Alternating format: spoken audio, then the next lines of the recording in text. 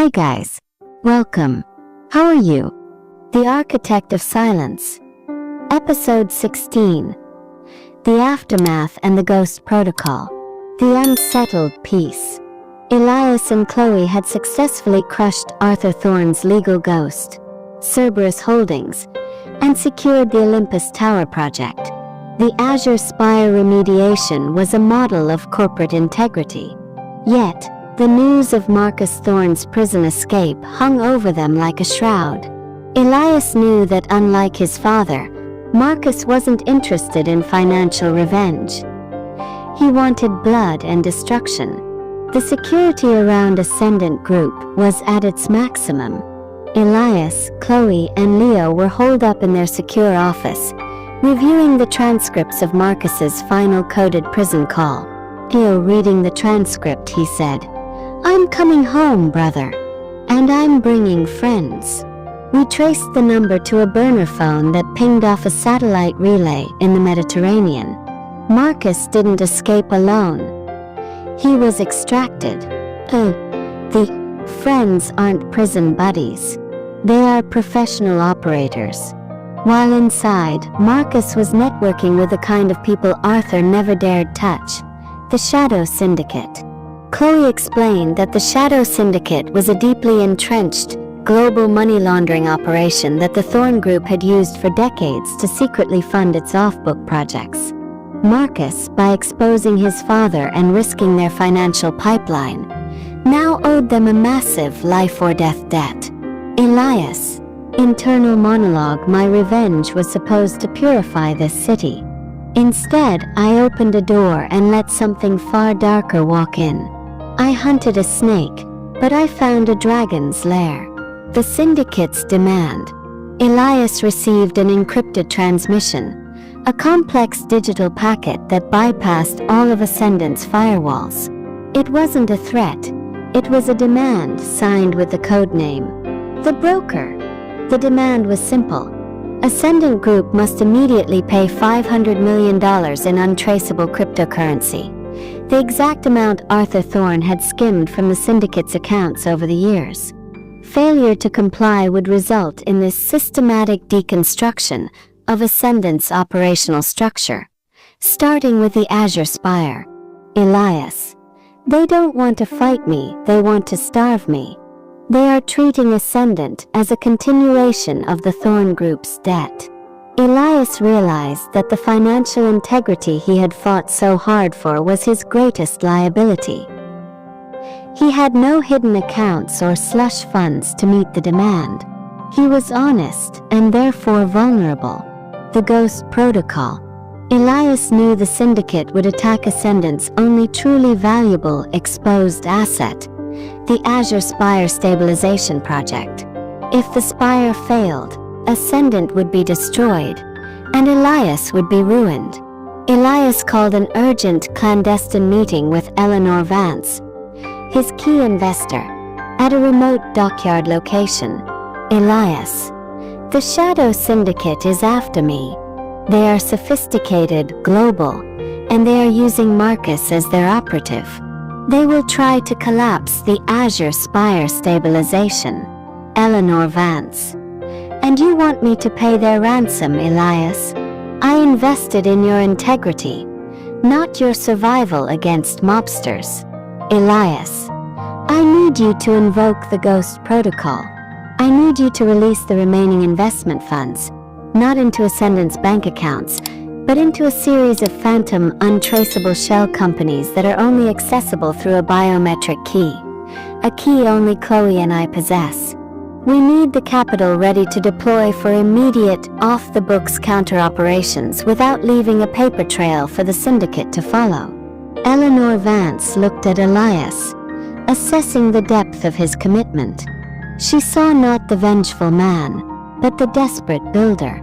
Eleanor Vance, "If I do this, Elias, you are entering a war you cannot win cleanly. You will have to do things that make Arthur Thorne look like a Boy Scout. Are you prepared to lose your integrity to save it?" Elias, "I am prepared to do whatever it takes to ensure the Azure Spire stands, and that this city doesn't become the Syndicate's playground. The integrity of the structure is all that matters now. The first breach, cliffhanger. Eleanor Vance reluctantly agreed to the Ghost Protocol, funneling the multi-million-dollar contingency fund into the digital shadows. Later that night, back at the Secure Ascendant office, Chloe detected a horrifying anomaly in the Azure Spire's Central Building Management System, BMS. Played tense, whispering Elias therein. Not physically, but digitally. Marcus is using a highly specialized, self-replicating worm. It's not designed to crash the system. It's designed to silently alter the data. The worm was subtly changing the stress readings of the newly installed stabilization pilings. It was designed to make the engineers believe the structure was stable, when in reality, the digital lie masked a catastrophic, creeping physical failure. Elias, staring at the screen, the chilling reality sinking in. He's not trying to blow it up. He's trying to make us think it's safe until it fails on its own. It's the ultimate architectural assassination. The ghost architect is fighting a ghost. H. Elias immediately initiates a full digital lockdown. He knows the fight has moved entirely to the invisible realm of code, where Marcus is still the master. He has mere hours to identify and neutralize the worm before the integrity readings become fatally corrupted. The Syndicate's fingerprint. The digital ghost hunt. The Syndicate's self-replicating worm was active within the Azure Spire's Building Management System, BMS. Elias, Leo, and Chloe worked under intense pressure, isolating the corrupted segment. It's brilliant, Elias. The worm doesn't just change the numbers. It uses predictive modeling to ensure the new numbers look completely organic. If we hadn't been looking for an anomaly, we would have missed it entirely. Elias. Internal monologue. This isn't Marcus's work. It's too clean, too sophisticated. Marcus is the weapon, but the broker is the blacksmith. I need to find the signature of the one who wrote the code.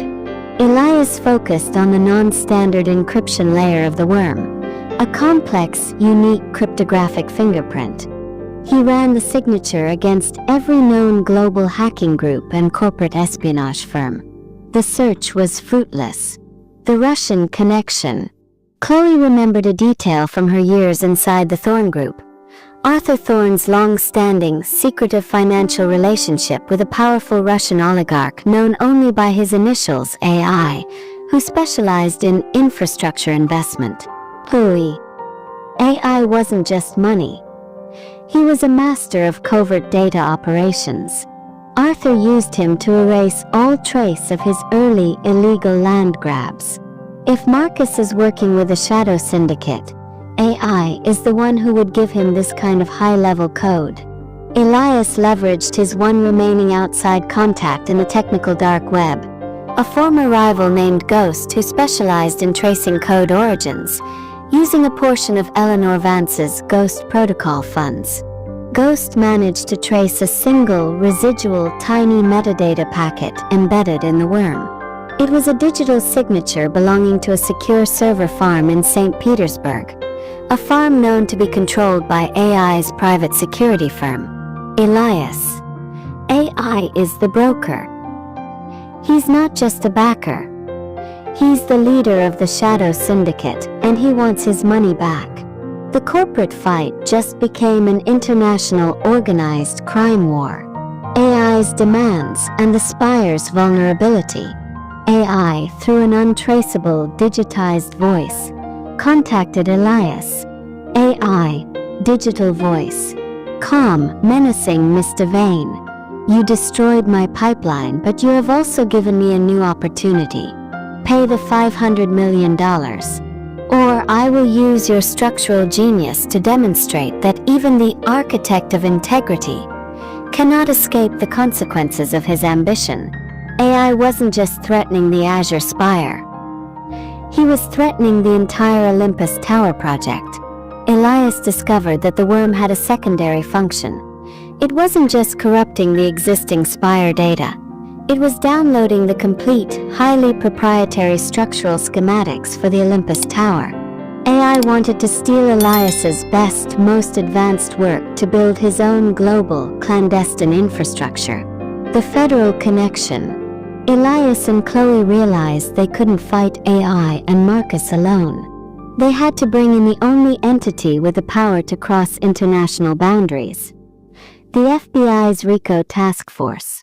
Elias arranged a dangerous, unsanctioned meeting with Sarah Vane, now fully integrated into the FBI's Financial Crimes Division.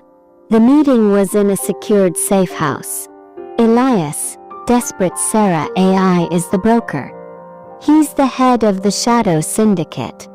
He funded your brother and father, and now he is trying to collapse the Azure Spire digitally and steal the Olympus Tower design.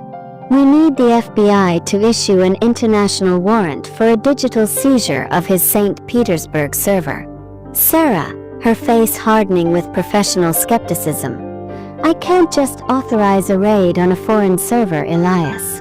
I need irrefutable proof that the worm and AI are linked to the Thorne RICO case. Marcus is still the key. We need to find him. The new ally, Cliffhanger. Elias reluctantly agreed to cooperate fully with the FBI, handing over all the data he had on AI and the Shadow Syndicate. However, he kept the Ghost Protocol funds and the existence of the Olympus Tower security vulnerability a secret. He knew the FBI's pace was too slow for Marcus's next move. Sarah, despite her official skepticism, realized the danger was real. She slipped Elias a high-tech tracking device. Sarah, I can't help you directly, but this device will detect any use of the Syndicate's encrypted communication frequency in the city. If Marcus talks to AI again, you'll know where they are. Be careful, Elias. If the FBI finds out you are pursuing your own agenda, your freedom is gone. CH. Elias takes the tracker, the weight of the moral compromise heavy in his hand. He looks at Chloe. They are now officially in a three-way war. Against A.I/Marcus, and against the moral scrutiny of the US government. The Olympus Tower is already being compromised, and Marcus is moving. The time for clean hands is over.